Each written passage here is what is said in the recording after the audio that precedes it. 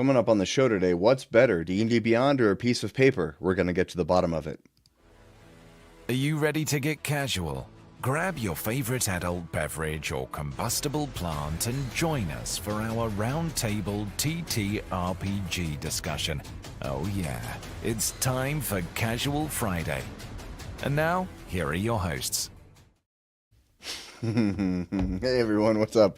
I don't have a sheet of paper, but here's a piece of cardboard next to me. How we doing? I'm Jim, that's Brad, that's Ryan. We are the Landlocked Warlocks. This is Casual Friday. I just got an email from my son's teacher. I'm not going to read that right now. What's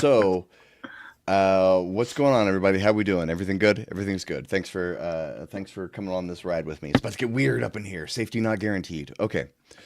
Let's talk about what's going on in the TTRPG industry this week. You may have heard WotC president John Haidt did some interviews, and I didn't know who John Haidt was. I thought Dan Ayub was the WotC president. I don't know who these people are. I can't keep them straight. We're going to have to come up with some kind of WotC employee bingo that we play as a game on the show sometime. It'll be like, I'll give you a bunch of names. It'll be like, some of these are real people who work at WotC. Some of these are names I made up. It'll be something like that, you know. Well, in this interview, one thing he talked about that's not in this article, but I think it was this same interview, he talked about the franchise model and said something that I've been saying for a couple of years, is that they biffed having tie-in products for the launch of the movie, and he was like, that's why we're doing this franchise model rejigger thing where it's all under one house now, because we should have, you know, it was like 6 months before they had anything out tie into the movie, and it was only digital. They like put out some stat blocks. They should have had starter set boxes with Chris Pine's face all over them when that movie released. That would have been great two-way marketing. But in this article, they're talking about video games, and specifically MMOs. And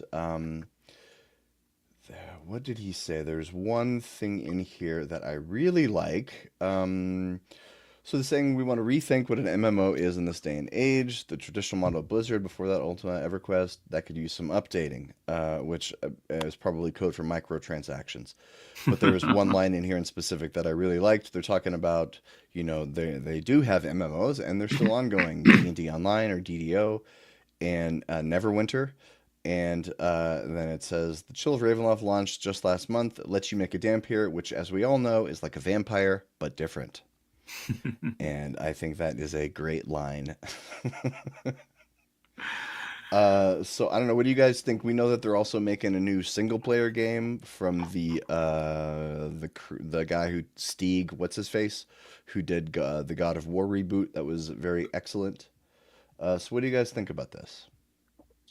Well, my first response was, what about all the games they canceled? So I'm glad the article mentions that. It mentions that they've canceled at least 5 games in the last 2 years, right? So that's my thing. It's like I keep feeling like WotC is like chasing the cool new thing, and I feel like they've been around the block on video games about 5 times. And are you when are you going to actually lock in? This is what we're going to do. These are the video games we're going to make, and we're actually going to deliver on them. That's what seems weird to me. That oh look, we might do video games. Baldur's Gate 3 is a masterpiece, and it took 7 years to make, right? And I don't know if anyone at Hasbro has that level of patience. It Go ahead, Ryan. Doesn't seem like it. It's all corporate quarterly thinking that is hurting them again and again and again. Cue the GIF. The fact that this article is about, hey, it would be cool to have an MMO. Oh, wait, we actually have 2 right now that we never promote or talk about. And I didn't know they were still, I knew Neverwinter Nights was still kind of a thing, but if you have 2, how about you just make those good instead? I don't get it. I mean, they recently made a bunch of waves talking about how they were going to go more to like a franchise model, and everyone got really upset because they didn't understand what they meant by that, and they thought it was French fries. But like bringing all these decisions in house seems smart because the president's like, it'd be cool if we had a video game. Sir, we just canceled 5 of them, and we actually have 2 running right now. Like, I don't know. Why don't you make the thing that you make well, and stop having press releases for a little bit? Get it together over there. Yeah. It. I don't know. I mean, I feel like we say this every week. Like, WotC just can't figure out what the hell they're doing next. You know, it's just, are we making movies? Are we making TV shows? Are we making video games? Are we actually going to make a role playing game? Like that's what we're good at, or at least that's what we're supposed to be good at. Eh. It occurs to me that this is the most D&D thing ever, where it's like, we've totally lost track of the plot because every new side quest that comes up, we're like, ooh, shiny. Like, I'm experiencing this on my Wednesday game right now. It's just like the last thing that was in front of them is the thing that they're going to pursue until someone mentions something else. And yeah, that's how you end up with 2 MMOs running right now. And a press release about like, oh, we're thinking about making an MMO. What? Come on, guys. Yeah, like, I mean, again, there seems to be like so much money just left on the table, so many opportunities missed. Like, why wasn't there like a cool Baldur's Gate product when Baldur's Gate 3 came out? Why wasn't there a cool Neverwinter product when the movie came out, right? How do you miss this stuff? Why is there not a cool Shadowfell adventure when Stranger Things new season drops? Right? Like, these things seem so obvious, right? Why can't they get their shit together? They didn't have any tie-in products with Secret Level when it came out earlier. Was that earlier this year? There was nothing to tie into that. I just realized this line right here. To that end, WotC's building a central development team that can be deployed on different internal and external game projects that all share similar development tools. I've worked at multiple companies that done this, and what happens is when they hire somebody who's like a very into a certain tool or something, like, here's what we're going to do. We're going to throw out all of our current tracking tools, and we're going to use Bablizbla. Bablizbla is the best tracking tool out there. We're going to get everybody on Bablizbla, and it's going to normalize and standardize everything. And then so they throw away all their old tools. Everybody spends 6 months not being productive because they're all learning Bablizbla. And then that guy quits, and nobody knows how to operate Bablizbla. And then so they have to now find a new. This is what happens over and over again. It's like, here's the new thing. This is going to make us all so productive. We just get Bablizbla, and it'll solve all our problems. And you know, people do this, and companies are just like people, and they do this too. They get excited about the new thing, and it's going to solve all their problems, and then, you know, that's just what happens. But moving on, unless you guys have more thoughts here. I was in a chat with a couple creators this morning talking about just like organizational strategies or whatever, and someone was recommending and walking through Trello, and I was just having flashbacks to jobs.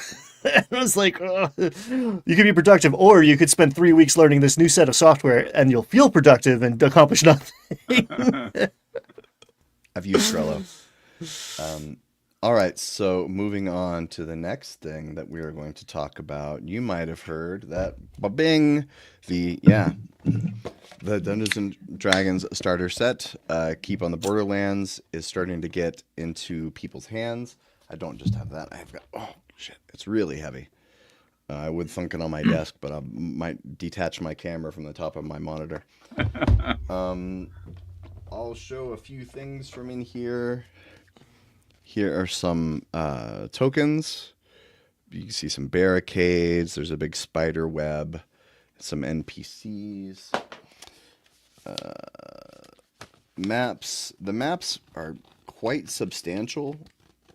I don't know if you can hear that. Kind of how rubbery that sounds. Because, you know, paper maps on a table, often a recipe for disaster. Right? You know, once everybody's got the Mountain Dews and the Cheetos are out.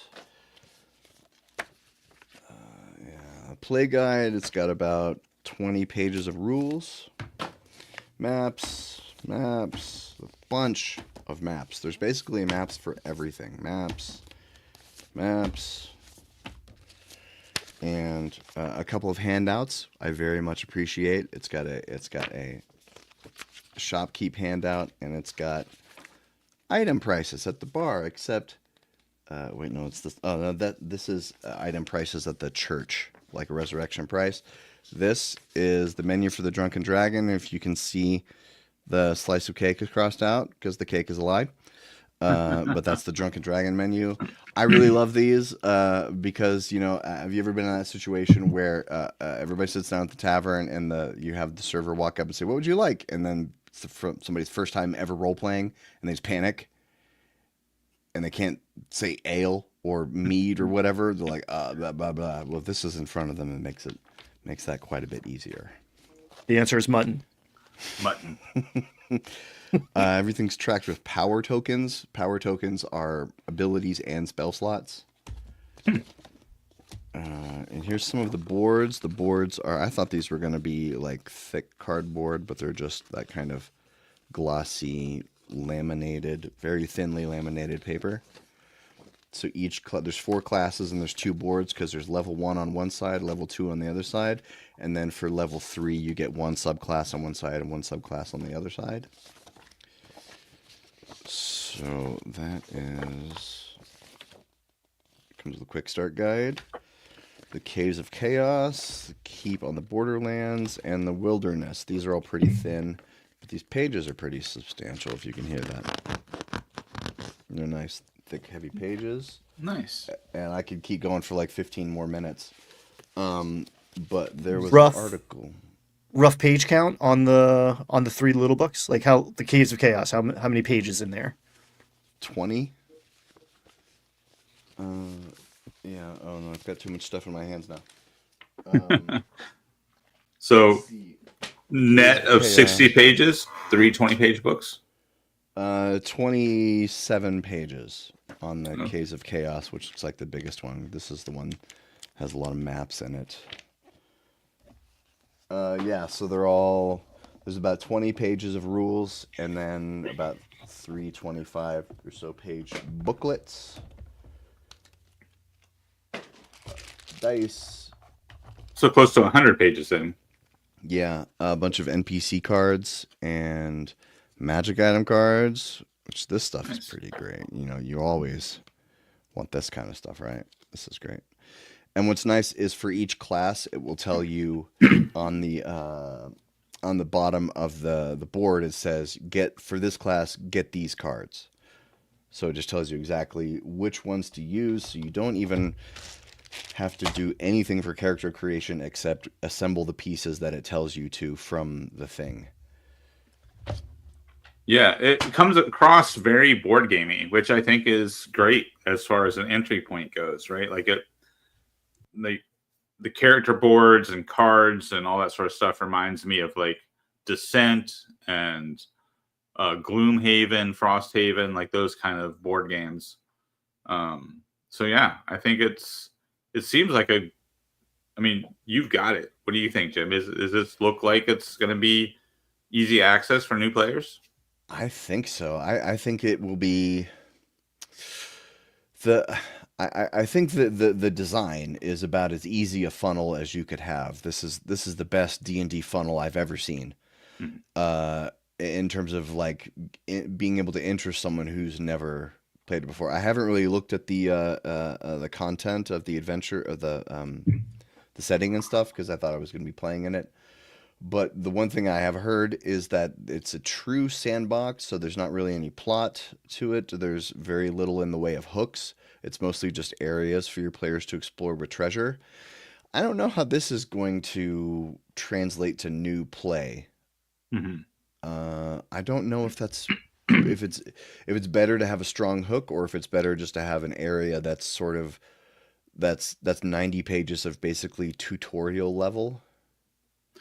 Yeah, I don't know about that. I think if you are, as a DM, are telling your players, this is a game where you can do whatever you want, right? the sandbox is the best setting if that's how you're presenting it to the players, right? If you're like, hey, have you ever watched Critical Role? This is where we can like tell cool stories and like pretend to be different characters and then, you know, channel your inner theater kid. If you're selling it that way, then yeah, I think you want, you know, something more like the Essentials kit that kind of has a plot, like this dragon has invaded this area and displaced these orcs, and you know now there's, you know, shit going down. But I think the sandbox is the answer if you're selling it as this is an open-ended world where you can do what you want. And it is in line with the original, right? The Caves of Chaos, Keep on the Borderlands was very, I don't want to say bare bones, although it was, Yeah. but old school, right? This is originally like before the wave of narrative focused story games that came through afterwards. So like, I don't know. I think it actually might make some grognards happy. Not that they want to see any new faces in their sanctified hobby, but I am kind of surprised on the face of it. I want to sink my teeth in and see like what kind of direction they're giving to the dungeon master to drive some sort of action. But I do like kind of throwing everybody in the deep end, not just putting it on the dungeon master and or the book to make story. It's like, nah, that's just what's in this book and what's in this box is like what's here. What happens is up to you and your responsibility. So Yeah. we'll see how it plays out. And the article points out that there are quests at the keep, which that is not something that was in the original. In the original, the keep was basically just a collection of NPCs. So if there's actually quests that you can go on from the keep that engage the wilderness, there is more story in this than there was in the original. So that's an improvement on the original, in my opinion. And I know that they were saying during the marketing leading up to this that it was designed for multiple dungeon masters. And we were all kind of wondering how that could be possible. But it seems like maybe this is the way that it's possible for that, and that there's not any kind of central story. If one person is DMing when they're out in the wilderness, if they're just going to go explore the caves next, very easy to just hand the dungeon master screen to a different person. You know, if there's nothing for them to be spoiled on, if it's mostly just kind of faux hex crawling exploration. I don't know. Maybe that's the solution. I will give it a deep, thorough read and probably do a video on it. But not at this time. I just got it. In the chat, Mr. Welch points out that the 3rd and 4th edition kind of board gamey box sets didn't seem to land all that well. But I think maybe with our 5th edition audience, the hobby is bigger and broader now, and this kind of approach could be more effective. I also think the board game hobby has grown considerably as well in the last 15 years as well. So there might be more of an intersection between the board game folks and potential D&D players than there were back in 3rd and 4th edition. I wonder if Stormwreck Isle came out like 2 years ago? Sounds right. About 2 years ago, and it was $24.99, $29.99 probably. Mm-hmm.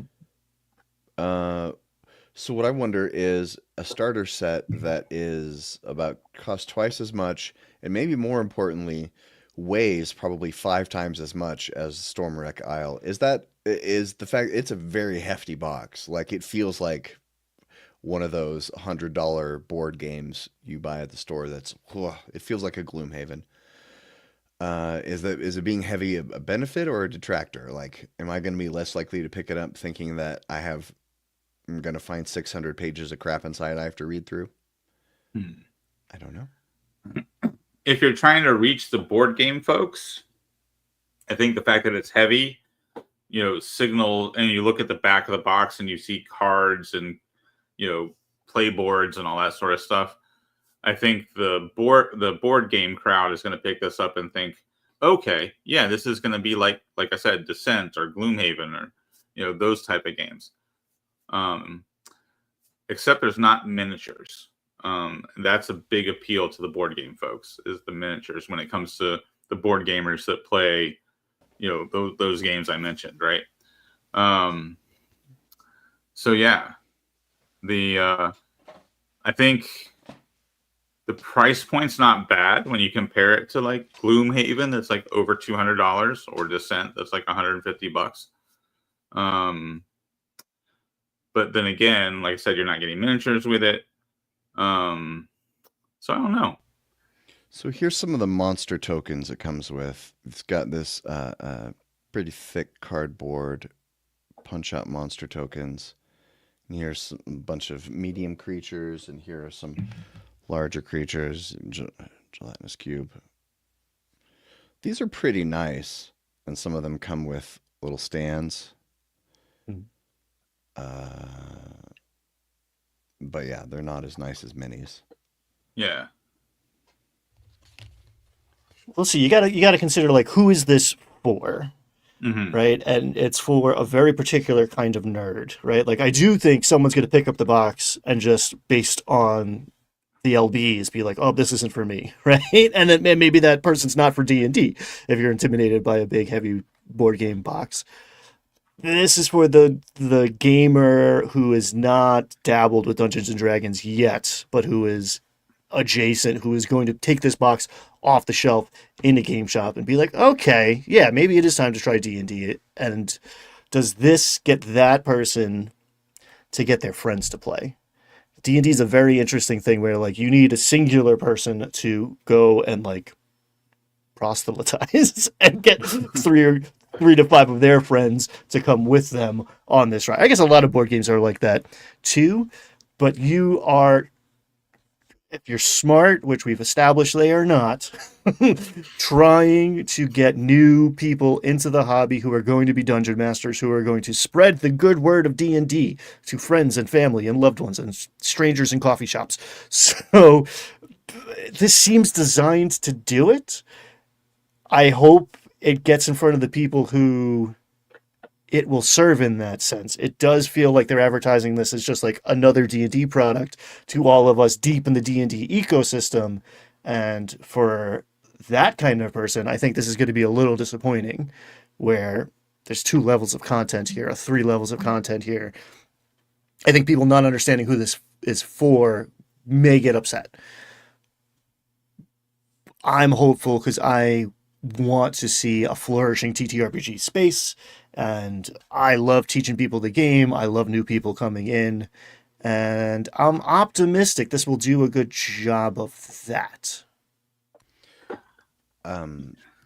Not sure. The Christmas Day test, the Christmas morning test is very important. And I will say this, my son is 10 years old. He's never let me run D&D for him. We've done other roleplay adjacent kind of things, but he's never let me actually run D&D for him. I've been trying to talk him into it for a couple of years now. And he saw this box set yesterday and looked through it, and he said, cool.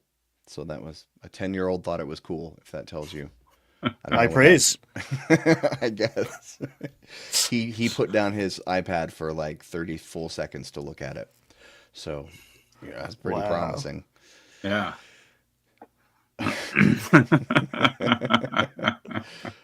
All right, I think we are moving on now. Hey, do you know about Tales from Elsewhere? Our friend Peter is a tuber and creator, has created Tales from Elsewhere Clockworld, the action horror RPG. He's got a Kickstarter going on right now. He is tantalizingly close to his goal, and I think I can play this. Ooh.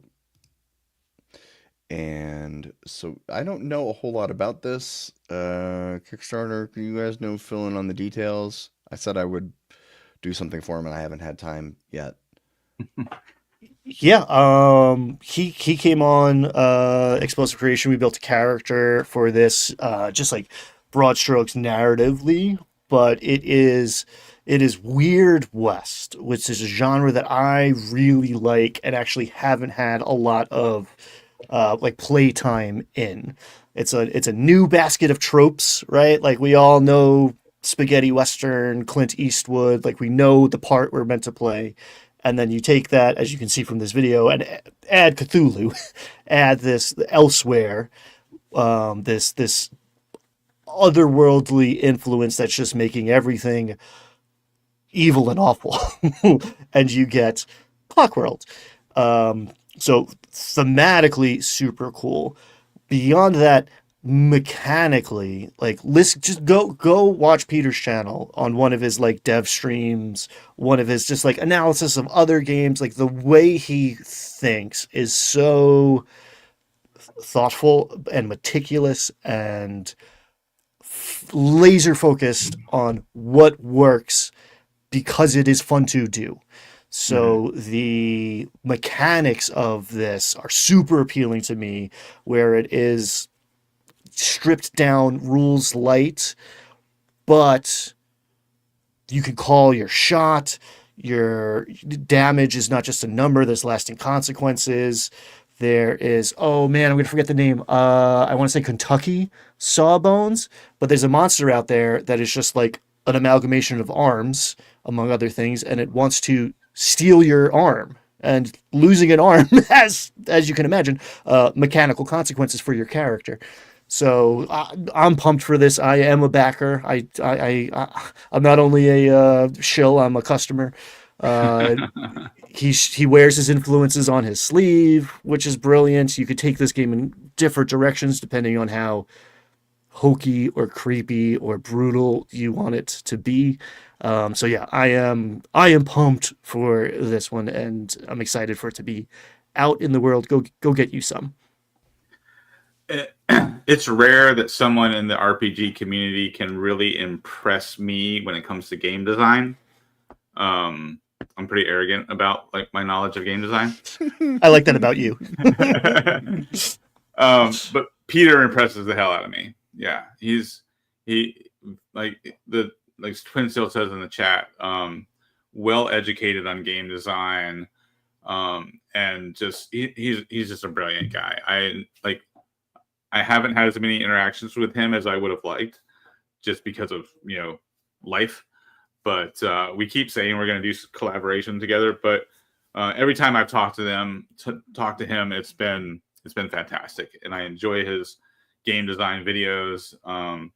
Just a really deep thinker with the ability to articulate those deep thoughts really well. So I'm excited for this game. You see that random crimes table? I want that.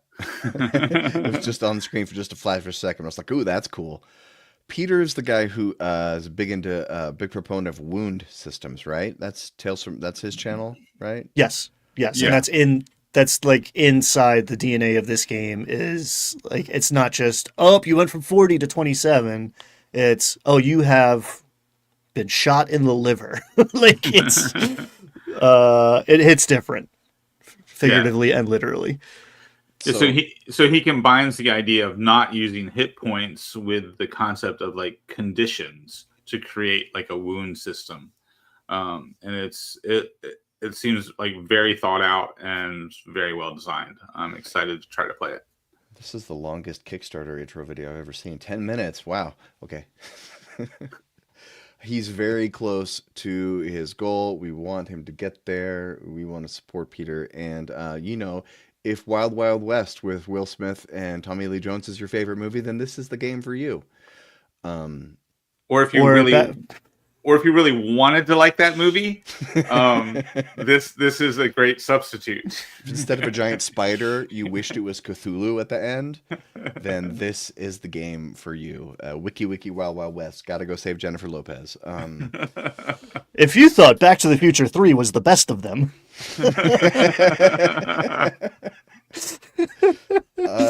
Wasn't Tommy Lee Jones in Wild Wild West?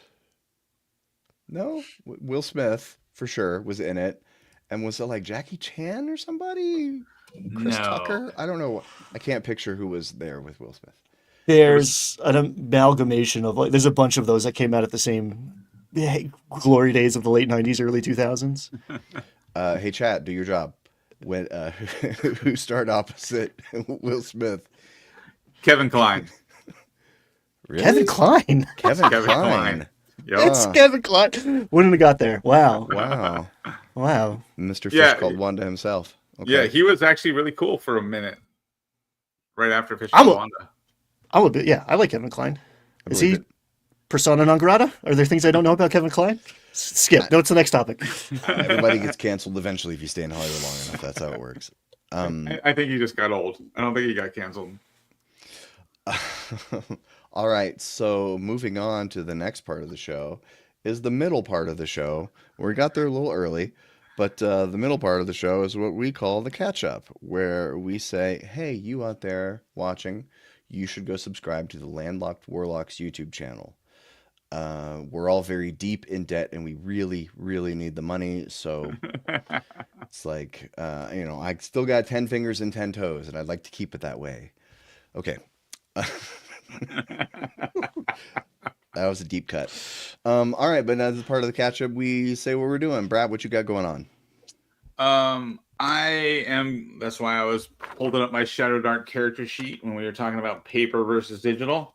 I just started my new Shadow Dark campaign, and super excited about it. I based the whole campaign on the Lindor Isles series with Secret of Bone Hill, Assassin's Knot, and Deep Dwarven Delve. Those 3 classic AD&D modules fit together to tell a pretty cool story in a sandbox. So talking about how to put a story in a sandbox, Deep Dwarven Delve tries to do that for Secret of Bone Hill.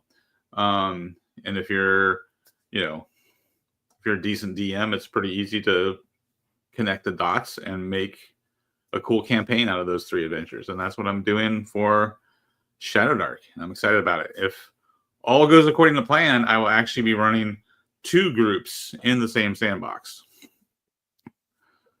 So I have a Thursday night game, my regular Thursday night game, and I might just have an every other Monday game running in the same locale.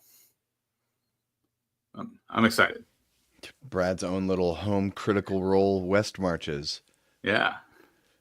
But you're not doing it for television, so you can just tell each group whatever you want to tell them. Yep. I wish I had enough cameras in space to actually record it all. My group is pretty fun to game with, but at the same time, we might also get canceled because they're kind of rough around the edges. What happens at the table stays at the table. I'm in the middle of 3 major writing projects, which you can tell by my totally blank piece of paper.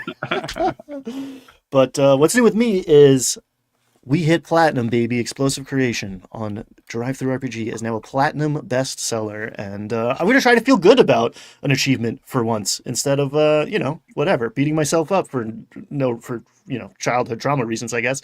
So yeah, that's me. I'm going to do a victory lap this weekend. Woo! Nice. Hey, if you ever want to work on that childhood trauma, I know a guy. I got a couple. I got some people. But yeah, I'll come on. We'll live stream. We'll live stream it. We'll learn. We'll all learn a lot. You'll live stream your therapy. Congrats, Ryan. That's awesome. Thank you. Yeah, you deserve it. It is an excellent product. I've used it myself. What I've got going on, I just put out a video yesterday doing my unboxing of this stuff and going through it and giving my first impressions. I tried to keep it short. It was only about 20 minutes to go through the whole box, and I looked up hide and grapple and all the 5.5 rules that I don't understand to see if they were simplified, but it seems like it's mostly the same stuff. So that means I will not be putting out a video this weekend because what do you people want from me? 1 video a week is enough. You're trying to give me gray hair. So moving on, we're going to move on to our roundtable discussion segment. We're actually breezing through everything today. Well, since we're breezing through, let me take a minute to Go right ahead. answer Nacho's comment or question. How do I find adapting AD&D to Shadow Dark? And I don't really adapt. I just plug and play. So what I've learned to do is I'll just pull a Shadow Dark monster out of the Shadow Dark book and plug it in wherever the AD&D module says put a monster here. So like for example, one of the NPCs in Restonford has war dogs, and there's no war dog stat blocks in Shadow Dark. So instead of converting the war dog stat block to Shadow Dark, I just use the wolf stat block from Shadow Dark, if that makes sense. So I might have to actually create some stat blocks once we dig down into some of the dungeons. But probably not. I'll probably just reskin a Shadow Dark monster to match as closely as I can. Or sometimes I've been known to mix and match monster stat blocks. Like, take the stat block of one monster and add the special ability of a different monster to it. And that's actually easier to do in Shadow Dark because most monsters only have one or two special abilities. So I haven't had any real difficulty adapting AD&D stuff because I don't actually adapt it. Well, there This you is go. the way. This is the Balance way. is in the eye of the beholder, is it not? Or the Eye Tyrant, depending on the non-licensed version you're playing. Might I interest you in a double hunt? We'll talk about the duple hunt in a minute. That's coming up. But so for our roundtable discussion today, so I want everyone to imagine a scenario. Tell me if this has ever happened to you. You are running Dungeons and Dragons or a similar type of game for people, and they defeat a monster, and then the monster has treasure. And then you roll on some tables or you have it pre-written down, and then they open the chest and you say, inside the chest you find 250 gold pieces, 137 silver pieces, and a +1 dagger. And you look up and see that no one is writing anything down. Yep. Well, this is a problem that DnDBeyond is trying to solve now with a party inventory. And this is something that DnDBeyond users have been asking for quite a while, because that sort of problem of who's writing down the treasure, who's keeping track of the treasure is even harder online. Because at that table you can go, is somebody gonna, and then somebody will go, oh, okay.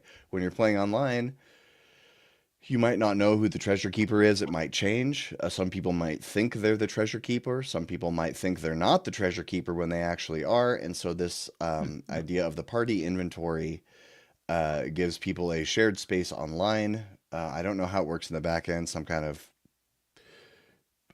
file sharing thing. I'm sure you have to be in a campaign together on DnDBeyond to be able to see the other people's inventories like this. And the reason why I wanted to talk about this as our roundtable discussion is because I was thinking about, when I saw this, I was like, yes, we've wanted this forever. This is something that they've desperately needed. And I was thinking about 4 or 5 years ago when they first came out with their encounters thing, which is since slowly being sunsetted, deprecated in favor of DnDBeyond maps. But encounters was a sorely needed product because you could actually go through and build, you could pick monsters and build encounters based on the DMG rules, the encounter balancing rules. And for more or less, they were pretty accurate. And then you could click start and run an encounter and track enemy hit points that way. And so this was a beta product, and they were asking for feedback. And so I filled out the survey. And the thing that I really didn't like about it was that you couldn't track conditions in any way through this. So I still had to use the existing system I'd been using. I couldn't switch over to DnDBeyond encounters. I still had to keep track of conditions and other things on a sheet of paper. And so when I filled out the survey, I said, encounters are nice, but it's still not as useful as a sheet of paper, because there are things I could do on a sheet of paper that I cannot do in DnDBeyond. Mm-hmm. And so I think something like this, like the party inventory, gets us closer to that dream of this $200 million digital tool being as good as a piece of paper. It's not all the way there yet. And when that day arrives, I'll probably never print out a character sheet again. Mhm. Once it could do everything that I can do on a sheet of paper, that would be amazing. And so I kind of wanted to talk a little bit about digital tools, about playing online versus playing in person. Like, what do you gain playing online? What do you lose playing online? And I think this is a good do to group good.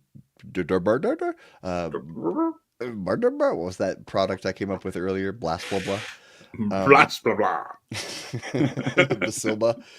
Um, so this is a good group because I have a lot of experience playing. I've been playing online in a weekly game for years. Ryan, I think, has sort of middle ground online experience, and Brad, as far as I know, has only ever played online with the two of us. A little bit other places, but not much. Yeah.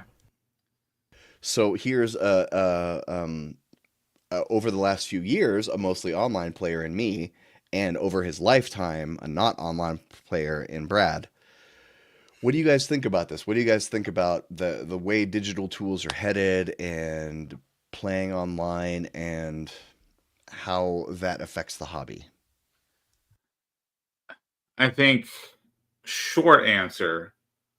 Um, I like D&D Beyond. Like, if I'm specifically answering the question, is D&D Beyond better than a sheet of paper? I like D&D Beyond for creating the character. I do feel like once you're familiar with D&D Beyond, it is easier to create the character on D&D Beyond than it is to do it like with pencil and paper. But beyond that, I feel like from that point forward, you're better off printing your D&D Beyond character sheet and using a pencil and eventually replacing it with a a handwritten character sheet. I see my players when I was, I've been playing, I played 5th edition, since it came out. And so I've had players using D&D Beyond since that came out. And I mean, even players who've been playing for years using D&D Beyond, I still see them like, oh, wait, where's that thing? And they're skipping around and they're pushing buttons and, and sometimes they figure it out and sometimes they're like, oh, I can't find it. So they just grab a dice and roll it on the table, and I know the game well enough to be like, you probably have at least a +5 in that. And then they roll the dice and, add their 5 and we move on. So yeah, I don't find D&D Beyond that helpful at all, other than the initial creation process, which is also why I switched to Shadow Dark. I agree. I get real soapboxy about the old ways being the good ways in some some arenas, at least. The character creation, yes, goes a lot faster using a digital tool set. I think that speaks to perhaps the over complexity of the character creation process and not necessarily the usefulness of D&D Beyond. This in particular, great idea. Like, cool. Having a shared inventory is going to be super useful for a lot of tables. I am sure, because there's there's on one hand the problem of, oh, no one wrote it down, it doesn't exist anymore. I've experienced the other hand as well, where like everybody wrote it down, and then it's just like, oh, we all have, like, no, there was 1+1 breastplate or whatever, right? But everybody wrote it down. So I think this is good and useful, but it exists on the most sophisticated distraction machine man has ever made. So when a player reaches for it in the middle of a game, the odds that they're going to get triggered by some notification or check in on some passive game that they're also playing, or like whatever the case may be, is there. I find a lot of time the map is not the territory, and D&D Beyond is the map. And the more sophisticated and complex, whatever the digital tool you are using, the more opaque it becomes between you and the game. The other night, I ran a super complex combat. There were two sides as well as the party. We're level 6, so we are getting into the bloated stage of D&D, right? It's not like super high level play, but everyone's got a ton of options and things to do. And combat on the grid is almost required because, like, am I 30 or 35 feet away? But the way things worked out, I wasn't about to drop, I don't know, 19, 20 tokens on the Owlbear map. So I was like, all right, we're doing this one Theater of the Mind. And one of my newer players at the end was like, wow, that was the best combat we've done, I think. And I was like, yes, because all that other shit stands in the way. All those things that you're trying to optimize the whole time gets in your head between you and the cool shit. It's not the point. There's always going to be a video game that's better than D&D at doing video game stuff. It's the abstract, more ethereal stuff that's happening in your head that D&D excels at, that I'm always concerned some digital tool is standing in the way of, not making easier. Mm-hmm. Very well said, Ryan. And a lot of folks in chat are chiming in with like the complexity of D&D Beyond, and especially integrating the 2024 rules, and having issue with like D&D Beyond still giving them the 2014 rules. And again, that was another reason why I switched to Shadow Dark, because I'm just done with all that. And I just want to play. It hasn't completely gone away with playing Shadow Dark, because we use the Shadow Darkling character creator to make everybody's character, and and we had some issues like email me that so I can print it out for you and all that sort of stuff. And so I kind of like, while we were doing all that last night, I kind of regretted like giving them Shadow Darklings. I wish we would have just had a longer session 0 and just done it by hand. The NASA spent a lot of time trying to make a ballpoint pen work in 0 gravity. They actually created a ballpoint pen that'll work in 0 gravity. The Soviets, on the other hand, just took pencils into space. Like a come home. Yeah. It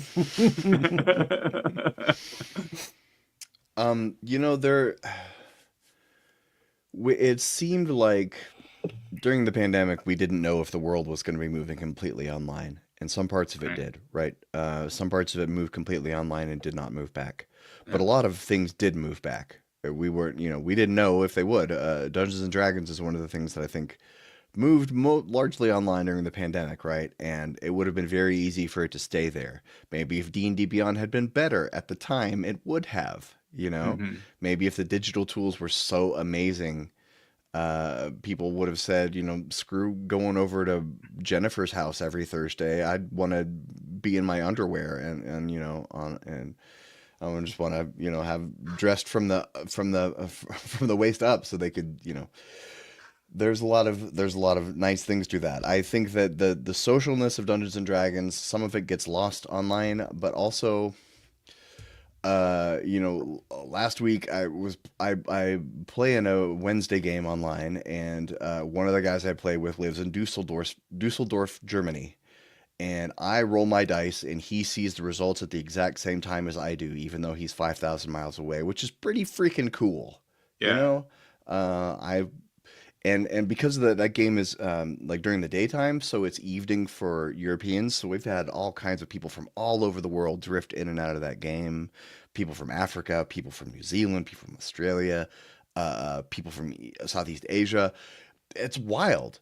And, you can't get that experience at the game store, really.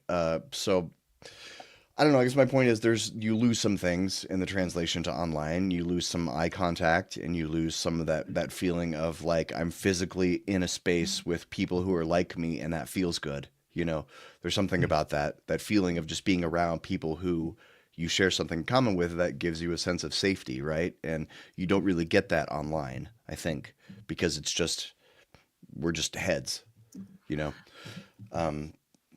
Yeah. Jennifer's fine, Najo. Don't worry about Jennifer. Jennifer's not the problem. I think Jim's got to put on some pants and talk to Brad. He should book a session as well. This is not about me wearing pants. Quit trying to change the subject.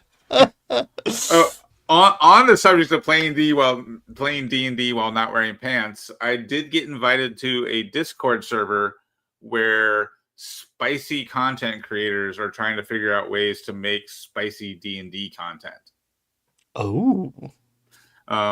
I have not volunteered to DM a spicy D&D session, so you won't see me doing that, but I was intrigued by the thought.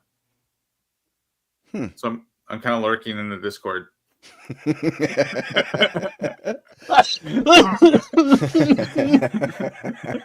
That's funny.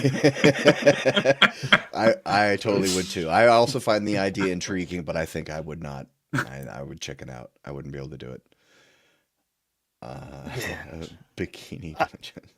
I should say after that rant, I do both. On Tuesday, I go down to my friendly local neighborhood game shop. I play in person. It is wonderful to occupy a third space with human beings who don't also live in this house or are exchanging money with me in some way. Sitting around a table satisfies some deep human need, right? It is us sitting around the campfire telling stories, and that's like built into our DNA. On Wednesday night, I play online because we are lucky enough to live in the future. And I would not be playing 2 games a week if they had to happen in person. And I wouldn't be playing with that group of people because despite the fact that I really like them, they don't live near me at all. So these deep relationships are being sustained by the fact that we can play D&D online. So it's great. Do it all. More D&D, the better. Twin Steel's tearing you up in the chat, right? He's roasting you in the chat. I see that. I have not. Part of my session 0, especially down at the game shop when I'm sitting down with strangers, most of whom usually are not my type, is to say like I don't want to flirt with you. That is not my. You can torture an NPC. Maybe we'll put that off screen or whatever. Like gore to 1,000 if you want it, but like. Bro, that's not why I'm here. You guys can romance each other if you want. But, yeah, we'll fade to black on that one, please. 100%. Strangers who don't mail gamers. Yeah. Yes. Yeah. So have we solved this problem? I think we have. I think Paper. we can move on. Yeah. Well, one last thought, because, me being the, most virgin of the online gamers here. Apparently not for long. Oh, Heyo. But I have to say that the online games I've played with you guys, right, where we're not using Roll20 or some other, like the most we've used is like Owlbear Rodeo, right? Like we are theater of the mind, rules light, one page, one shot stuff. That to me feels as close to actually playing in person as I think you can get online. For me, I think all the extraneous stuff of like using a VTT is what really takes me out of the role-playing immersion. Like there's so many bells and whistles and buttons and clicks and all that other stuff when you're like trying to use Roll20. And like, don't get me wrong, like there can be some cool like video game aspects of like fog of war and lighting and all this kind of stuff you can do with it, but that's not why I play role-playing games. I play role-playing games to connect with people I care about or to introduce new people to the hobby, right? I'm all about the human interaction. That's why I play these games. So for me, online gaming, if it can feel close to playing in person if you're not doing all the video gaming stuff that comes with VTT. That's just my experience. Brad, when you ran Sexy Battle Wizards for us, was that the first time you'd ever run a game online? I think so. Did it feel weird for about 10 minutes, then felt normal after that? Yeah, I would say that's probably true. I guess I had during the pandemic, I did run a couple sessions over Zoom. So that was but similar feel, right? Because you're using Zoom, you're not using the VTT and all that sort of stuff. I also like I'm one of those people that when the pandemic hit, I went online for my job and I never looked back. So I do therapy online. So and therapy is a very intimate experience, right? So um, so I'm no stranger to having like meaningful interactions on a screen, right? So I don't think it was hard for me to DM. But again, if I was trying to use a VTT where I had a whole bunch of buttons to push, that I wouldn't have been nearly as comfortable. So that moment of like click click, oh, he's dead. Like, wait, what? I've been in those like high powered like Foundry games where it was like a web developer who put kit out like very hard. And it's cool it looks cool, right? And it might actually be better for a stream, right? Like it might be better media to consume, to watch, but participating in it, it did feel like, oh wait, what was that 17? Where'd that come from? Like these things that never happen at a table in real life was like, oh, I guess was that your stealth check? What just happened? What did the computer just did a thing? Because like I clicked the wrong button or something. Like, Yeah, I think I've told this story before, but in one of my 3 failed attempts to play in Curse of Strahd, we got a couple sessions in, and it was on Foundry VTT, and it was my first. Foundry's the one that's like super customizable, right? yeah, yeah. Yeah, this guy had a bunch of stuff in there.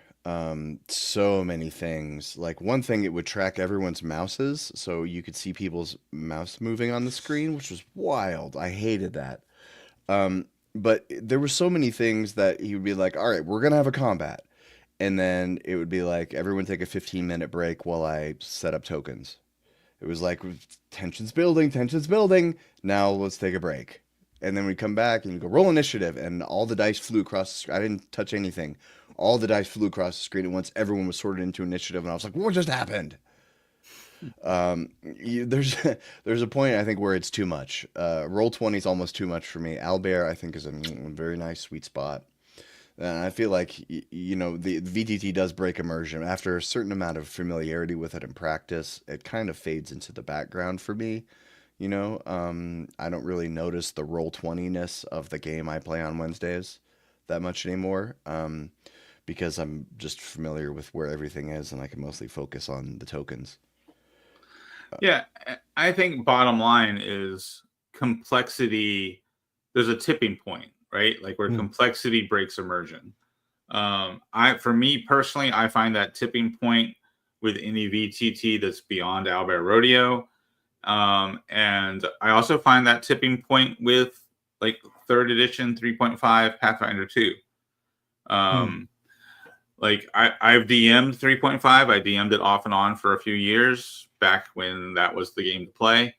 I've played in 3.5 even after like during the 4th edition era when I didn't want to play 4th edition. I was playing in 3.5 games. And 3.5 it's just it crosses that tipping point for me. It gets to that there's enough complexity here that it gets in the way of immersion. And I think that for me is like that's the barrier for me is like I want the role playing experience. And if whether it's the VTT or the system itself, if there's too much complexity, it breaks the immersion, it breaks the verisimilitude, and it takes away from the experience. Yeah.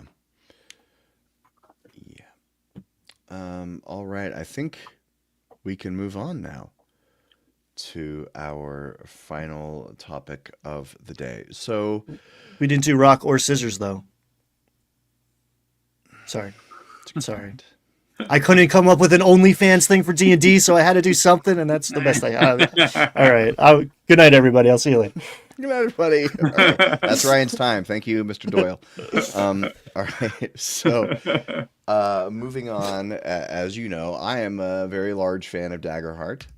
and I've been paying attention to their The Void developments, which is their playtest site, and they just dropped some new adversaries and environments. And some of these adversaries, aside from the names, might seem very familiar, like the Doppelhund.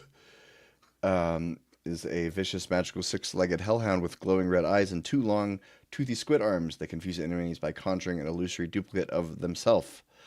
Which doesn't sound like anything else we know. Or the Gobstalker, which just has a bunch of eye stalks and has breath so stanky. It's actually called Anti-Mystica Halitosis. It has breath so stanky that it cancels out magic, which I do enjoy that. Yeah, that's a great take on the eye tyrant anti-magic field thing. That's great. It's like it's so stanky you can't open your mouth to cast spells because the second you open your mouth, you're like, that's kind of fun. Gargoyle, Chimera, Lamplight, Beguiler. So yeah, we've got a lot of D&D creatures here. Like Zero, the owl witch is interesting. It's an owl bear, but it's an owl with a human face, which sounds horrifying. I don't want to even think about that. That's so much worse. So much worse. When a PC within close range makes an action roll, their fear die gains a bonus equal to the amount of fear you currently have. Oh, that's cool. I like that. Then the Zero, the Castle Killer, which is their... What are you thinking, Ryan? You got something on your mind? No, that's just interesting. I was trying to work out the implications of that Illumin passive trait. That's interesting. You're almost rooting. I like a give and take mechanic like that, where you're like, yeah, you're rooting for the DM. Like you want things getting worse make you more powerful in a way. I like that, like the on the ropes kind of feel. Yeah, I do like that. One of the the main thing that sets Daggerheart apart is that its main dice resolution has 2 dice in it. And they're both D12s, and so that you've got so much room to do stuff with that. Like on Age of Umbra, when something bad happened, Matt made a player replace their hope die with a D8, and it stayed that way. They were cursed, and it stayed that way until they succeeded with hope. So they were, having a harder time succeeding because they're only rolling a D12 and a D8. Or I thought there could be some kind of double-edged boon where your fear die becomes a D20. So you're a lot more likely to succeed, but you're much more likely to roll with fear. That could be like a complication kind of, but I don't know. I was just playing around with that the other day in my head. Cool. Zero, the Castle Killer, is their kaiju, which comes with radioactive breath that has them shoot laser beams and the ability to regen fear. I think Zero, the Castle Killer, it's a better name than Tarask. Because, all the farmers in the hills, they haven't heard of a Tarask, but they've heard stories about the Castle Killer. Mm-hmm. And then the main thing, there's also a bunch of environments: the Grand Feast, the Heist, Crystal Wasteland, Convergence, the City of Portals. There's just those 4. But I was toying around with the idea of how to do Blades in the Dark in Daggerheart, and those MFers Sherlocked me. By releasing just Heist as as an environment. Couldn't think of the word. So prep work. Prior to the Heist, each PC has the opportunity to gather a key piece of information, surveil the location, or acquire a helpful tool or resource. Give each player the opportunity to describe one obstacle they expect to encounter and how they set themselves up to overcome it. Then have them make an action roll. On success, they get the advantage or asset they sought, and a success with fear, it's blah, blah, blah. Basically, exactly Blades in the Dark. Pretty much the pre-mission stuff. Infiltration. Establish the goal of the heist and start 2 dynamic countdowns. Progress countdown. Consequence countdown. If the progress triggers first, spotlight this environment and use the exfiltration feature of the consequence. Gain 1d4 fear. Spotlight this environment and use the sound the alarm. So it's very clear here. You just got 2 countdowns.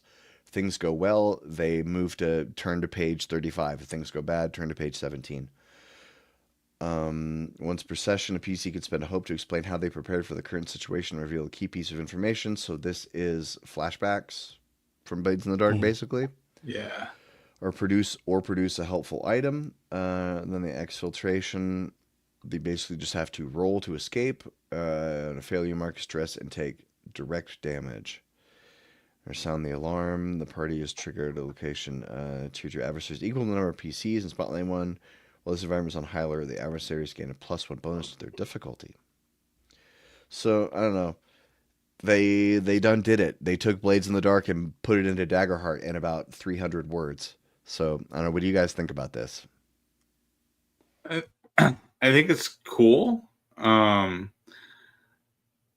I feel like this is just the beginning. If you really wanted to run heist well, I feel like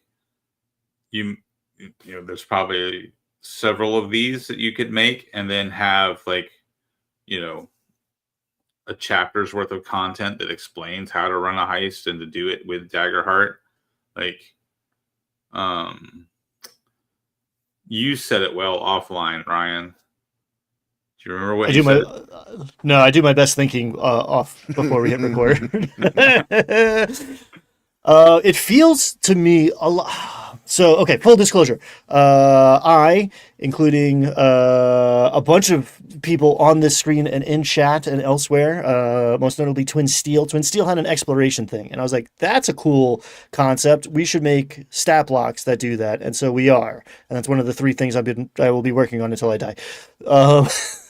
And then Daggerheart came out with environments, and for a minute we were like, shit. They did the thing we're talking about. But it is like one level at least of like resolution less than I would like. This feels like a framework, like a concept of a concept. This is not a thing I could use at the table without doing a lot of work.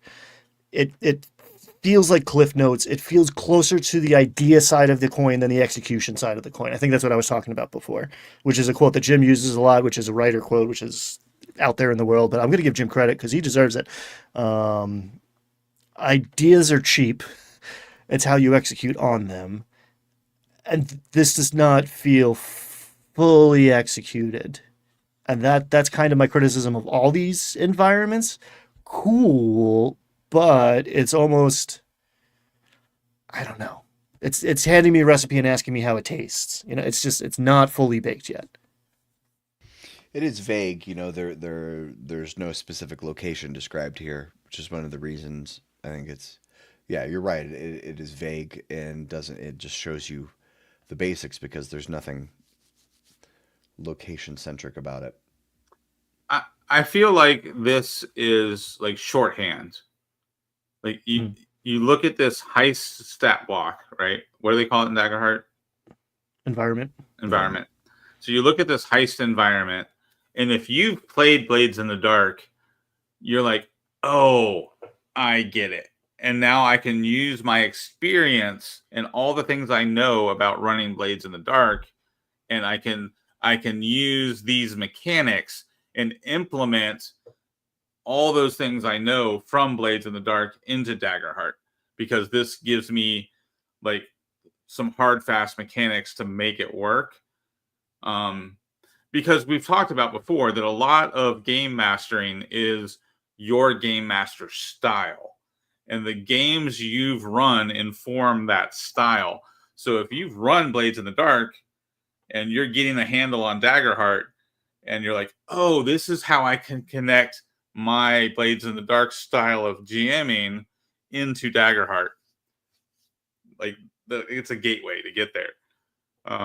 But if you haven't run Blades in the Dark, I think you look at this and you're like, huh, maybe I'll use that later. I wonder if John Harper like wrote a chapter for Daggerheart and it was like, this is just Blades. Like I can't publish this again. So they made this instead.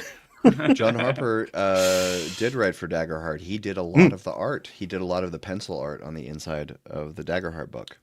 Oh, that's interesting. I didn't know that part. Yeah, that's a Twin Steel just quoted Dale Kingsmill. Like vague and evocative, or just vague? I think this would be a good framework to run, say, Keys from the Golden Vault, which was one of the newer WotC adventures that I think is actually pretty good. At least it's like a dozen different heists, and Every one of them has a DM map and a player map handout, which I love. Every one of them is based on this idea like you're going to do a heist, and if you do the legwork, you can find a guard or somebody to flip and draw you a map of the place, right? And so, buy keys from the Golden Vault just for those maps, or go get them on the internet for free. But those, you could easily take one of those maps, I think, and just using this, run it. You would have to, you're going to have to add some stuff because it's like one roll to escape is not enough. It's not enough narration. You're going to need a lot more narration there. And that's what the maps can help with. But yeah, so I actually recommend Keys to the Golden Vault. I think it's one of the few instances in the last few years of WotC not stepping on a rake when they released a product. So what I just heard is that Jim is volunteering to run the Keys to the Golden Vault adventure using Daggerheart, and we're all going to fly to a common location and play in person because in person is better than playing online. Did I say that? Rachel, could you run back the tape real quick? I mean, this is basically you suckered me into running a Strahd one shot by that methodology. So live by the sword, sir. Yeah, maybe. I think that's a conclusion I just came to from all the content from this episode. I see. Yeah, we'll get bread. We'll get bread next week. Don't worry. I will take that under advisement. The one thing I want to run is Jason Statham's Big Vacation. That's probably the next thing I'm going to run for the OPOSC. Jason Statham's Big Vacation. Hey, I used to attend an event called EdCon where my friend Ed would just book a huge Airbnb and we'd all chip in to pay for it, and we'd meet up and just game for like 4 days in a row. Yeah, I'm proposing GymCon is what I'm proposing. I like it. Well, I do live minutes from the beautiful, picturesque mountains of Colorado, where there are many Airbnbs with lovely views. Yeah, and a good airport for us to all fly into. And maybe we'll see. We'll see. Behold a pale horse. Sorry, that's the deep cut for all you conspiratorially minded people or people who've flown through Denver. Oh, were we talking about Lucifer? I mean, it's like the spark of like a million. There's like that's where the lizard people come out of, I think, or like that's where the secret government. I'm not up on the lore, but there's the weird pale rider statue. Fun DIA fact: they're remodeling the airport and they're really leaning into the conspiracy theories. Like they've got these big dividers put up, and they say stuff like making more room for underground tunnels and stuff like that. So they're really leaning into it, and I appreciate that. I love it, but it's all the psyop. It's a double blind. It's a double bluff. It's a double. That's how you know it's real. Well, I think we're about out of time. Unfortunately, I lost my Dungeon Master's Guide, so we can't do DMG Chapter 2. Yeah, there's been rampant thefts of Dungeon Master's Guides in my neighborhood. It's all over next door. So I don't know where it is. I think also somebody saw a fox on Nextdoor. I saw that too.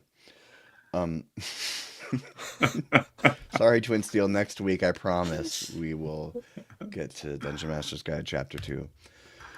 But until then, anybody got any parting words? We got some time left. Anybody got a rant? Well, based on a comment from Mike M in the chat, I did fact check myself, and apparently that whole Sylvius using pencils in space is an urban legend. So is it? Yeah. Should have known better, Brad. I mean, for the integrity of the show, I had to say something because it's not casual Friday. Here, can we get your apology clean so we can cut it out? Let's just get it once clean so that we can clip it.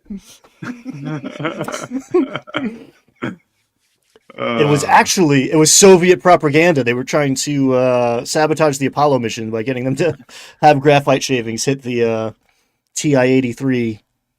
Peter's here. Peter. Hey! You missed it. It was about 45 minutes ago. We talked about sushi. Oh, sorry.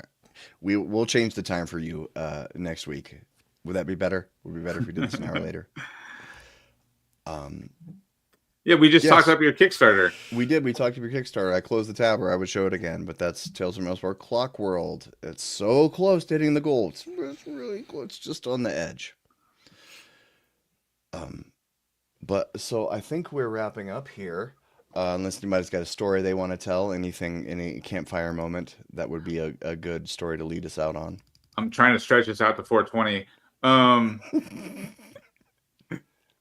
Peter, just so you know, I called you brilliant. What Ryan said, I'm not going to repeat.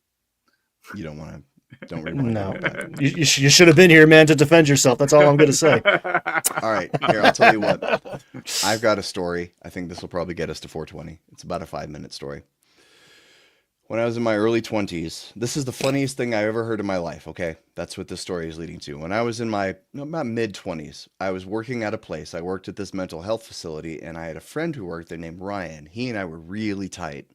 I was about 25. He was by 28, 29, very wise. He was a little bit old. When you're 25, a 29-year-old is pretty wise. But he was very wise. He was a great listener. And so there was a woman that we worked with who was about 40. I was 25. She was very flirty with me. I was into her. She was into me. And rumor was going around that she wanted me to ask her out on a date. But she had kids. And as a 25-year-old, I was not ready for kids, right? So we go out to lunch, me and Ryan. And I'm telling him the whole thing. I'm like, oh, this is blah, blah. I don't know what to do. I don't know.